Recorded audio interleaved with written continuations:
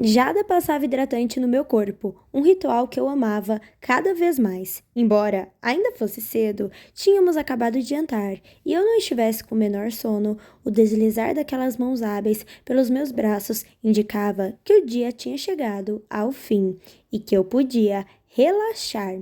Aquele dia tinha sido especialmente cansativo, além de um roxo no quadril, que teoricamente deveria estar com uma bolsa de gelo em cima. O jornal oficial fora bem estressante. Nos apresentaram de verdade para o público e Gayville perguntou a todas o que achávamos do príncipe, o que nos fazia sentir saudade de casa e como ia nosso relacionamento com as outras. Respondi com uma voz que mais parecia um piado de passarinho. Apesar das minhas tentativas de manter a calma, minha voz subia uma oitava a cada resposta. Tamanha era minha ansiedade. Com certeza, Sylvia teria algo a comentar sobre isso.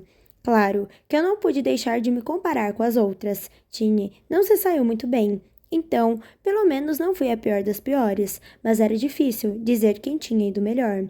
Bariel ficou tão à vontade diante da câmera, Chris também. Não me surpreenderia se as duas chegassem à elite.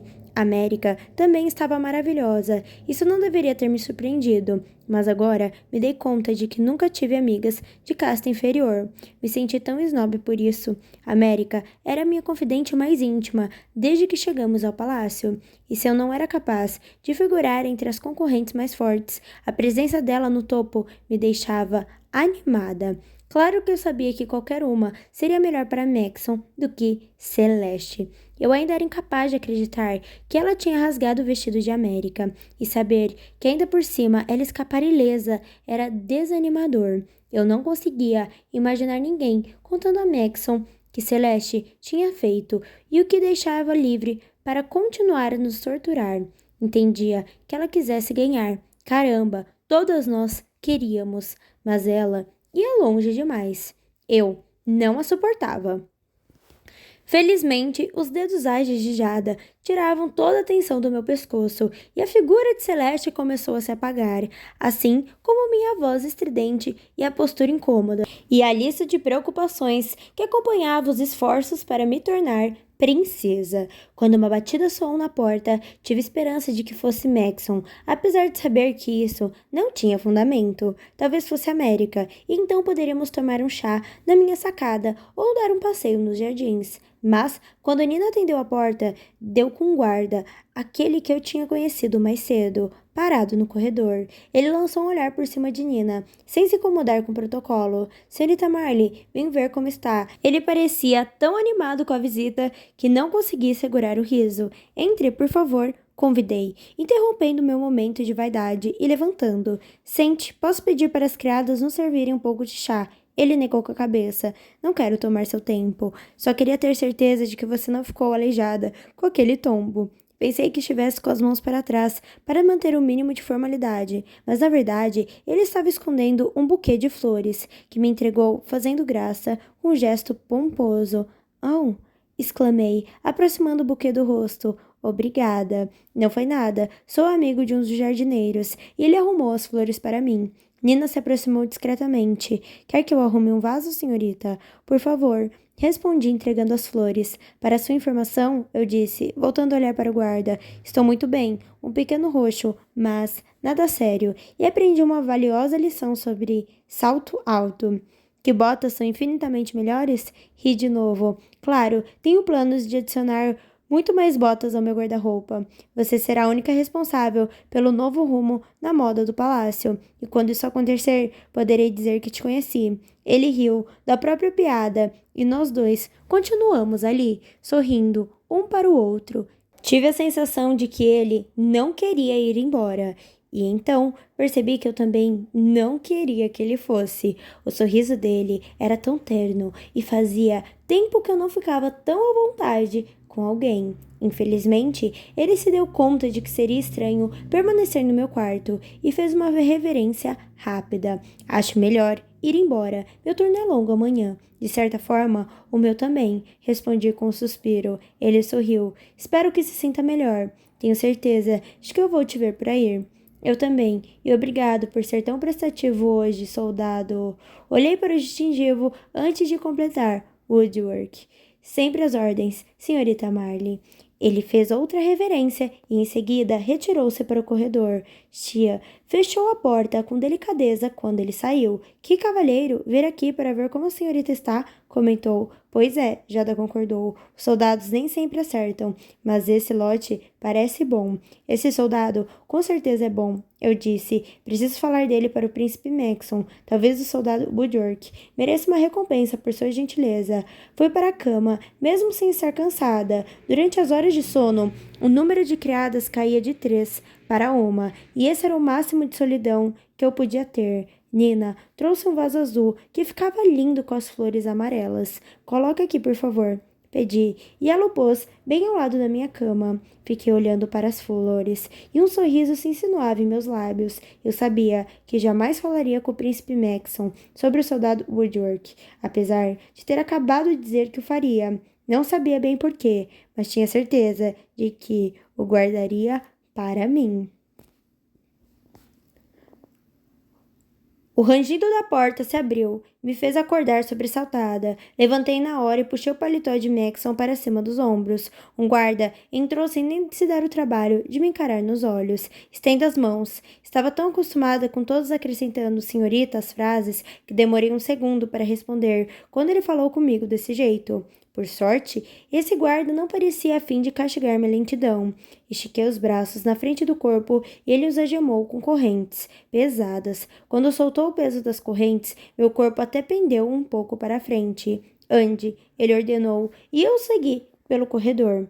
Carter já estava lá, com uma aparência péssima. As roupas dele estavam ainda mais imundas do que as minhas, e ele parecia ter dificuldade para manter o corpo ereto. No instante que me viu, porém, seu rosto se acendeu, num sorriso que me lembrava fogos de artifício, fazendo uma ferida em seu lábio reabrir e começar a sangrar. Consegui abrir o menor dos sorrisos antes que os guardas começassem a nos conduzir rumo à escadaria ao final do corredor. Com base nas nossas fugas para os abrigos, eu sabia que o palácio tinha mais passagens secretas do que qualquer um poderia supor. Na noite anterior, fomos levados para as celas através de uma porta que eu sempre tinha pensado ser um armário de toalhas. Seguíamos agora pelo mesmo caminho para o primeiro andar.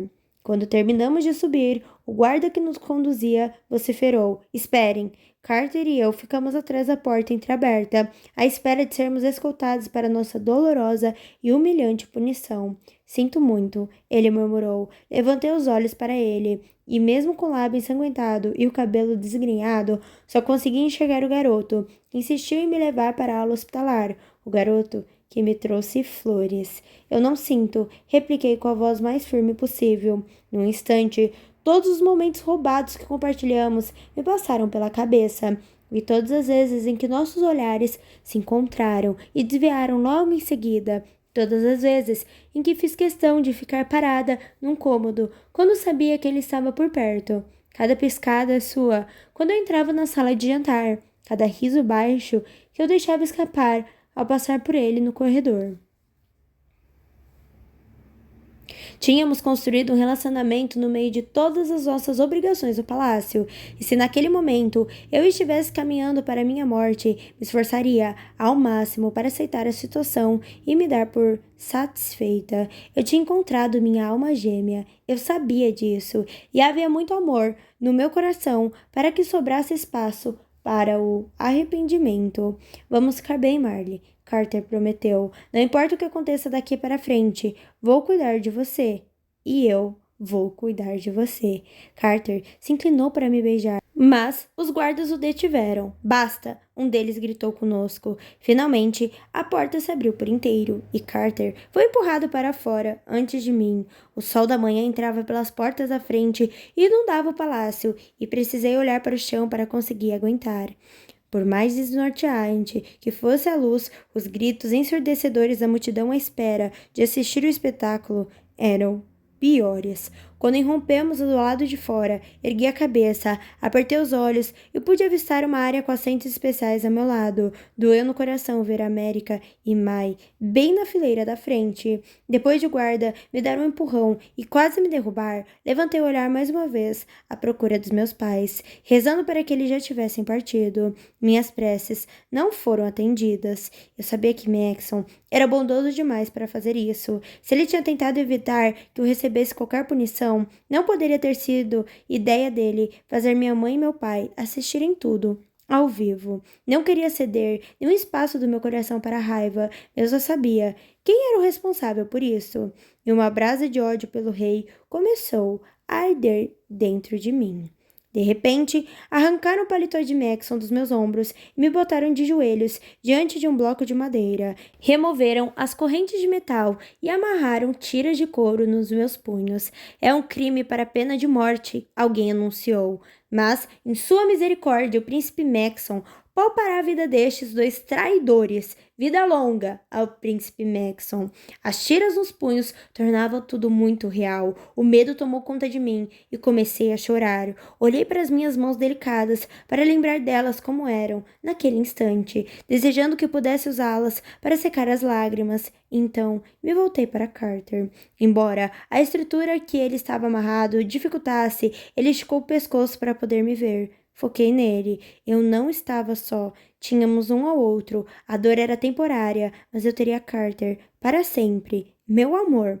Para sempre. Ainda que pudesse sentir o corpo tremer de medo, também senti um orgulho estranho. Não que algum dia fosse me gabar de ser açoitada por amor, mas me dei conta de que algumas pessoas jamais saberiam como é especial ter alguém. Eu sabia, eu tinha uma alma gêmea e faria qualquer coisa por ele. Eu te amo, Marley, Carter gritou, sobre o ruído da multidão. Vamos ficar bem, eu prometo. Minha garganta estava seca. Não consegui responder. Acenei com a cabeça para que ele soubesse que eu tinha ouvido, mas fiquei decepcionada comigo mesma por ser incapaz de dizer que também o amava. Eu te amo, Marley. Carter gritou sobre o ruído da multidão. Vamos ficar bem, eu prometo. Minha garganta estava seca. Não consegui responder. Acenei com a cabeça para que ele soubesse que eu tinha ouvido, mas fiquei decepcionada comigo mesma por ser incapaz de dizer que também o amava. Marley Thames e Carter Woodworth, virei em direção ao som de nossos nomes. Vocês dois estão destituídos de suas castas. São os mais inferiores dos inferiores. São 8. O povo comemorou, divertindo-se com nossa humilhação. E para infligir em ambos a vergonha e a dor que trouxeram sua majestade, vocês serão açoitados com 15 golpes, que suas cicatrizes lhes recordem dos seus muitos pecados. O homem deu um passo para o lado e ergueu os braços para ser ovacionado uma última vez. Observei os mascarados que tinham amarrado Carter e eu se aproximarem de um balde fundo e puxarem várias longas encharcadas. Os discursos tinham chegado ao fim e o show estava prestes a começar. Dentre as diversas coisas que eu poderia ter pensado naquele exato instante, lembrei de uma aula de história de anos atrás. Nosso tutor comentou que diziam que antigamente os maridos tinham autorização para bater nas mulheres, mas apenas se usassem uma vara que não fosse mais espessa que o seu polegar. A vara que estávamos prestes a encarar não passaria nesse teste. Desviei o olhar quando eles começaram a agitar as varas, se preparando. Carter respirou fundo algumas vezes, depois engoliu em seco e voltou a focar em mim. De novo, meu coração se encheu de amor. Os açoites seriam bem piores para ele. Talvez saísse dali sem conseguir nem andar, mas se preocupava comigo. Não estava nem um pouco preparada para o golpe e gritei com impacto. Depois, a dor diminuiu por um instante e pensei que talvez não seria tão ruim. Então, do nada, minha pele começou a arder. A ardência aumentou até 2. Eles marcavam com precisão o intervalo entre os golpes. Assim que a dor atingiu o pico, eles a renovavam. Comecei a gritar pateticamente, enquanto observava as mãos tremerem de agonia. Vamos ficar bem, Carter insistiu, aguentando a própria tortura para amenizar a minha. 3. Depois desse golpe, cometi o erro de fechar as mãos, pensando que isso diminuiria a dor. Muito pelo contrário, a pressão a deixou 10 vezes pior e soltei um som estranho e gutural. 4. Aquilo era sangue. 5. Era sangue com certeza. Vai acabar logo. Carter prometeu. Suava tão fraco. Eu queria que ele poupasse suas energias. 6. Não dava. Eu não aguentava mais. Não havia como tolerar mais dor do que aquilo. Mais dor seria a morte na certa. Amo você. Esperei o próximo golpe vir, mas parecia ter havido um descompasso na sessão. Ouvi alguém gritar meu nome. Quase parecia que iam me salvar. Tentei olhar para os lados, o que foi um erro. 7. Gritei no ato. Apesar de a espera pelos golpes ser quase insuportável, ser pega de surpresa por eles era ainda pior. Minhas mãos tinham sido rasgadas. Eram agora uma massa inchada de carne viva. E quando a vara desceu de novo, meu corpo desistiu. E, felizmente, o mundo ficou escuro e pude voltar aos meus sonhos do passado. Oi, tudo bem? Mais um capítulo aqui, mais uma parte desse casal maravilhoso que eu estou amando. E aí, gostou? Não esqueça de se inscrever no canal, deixar o seu like e deixar o seu comentário. Qual foi a sua cena favorita até agora?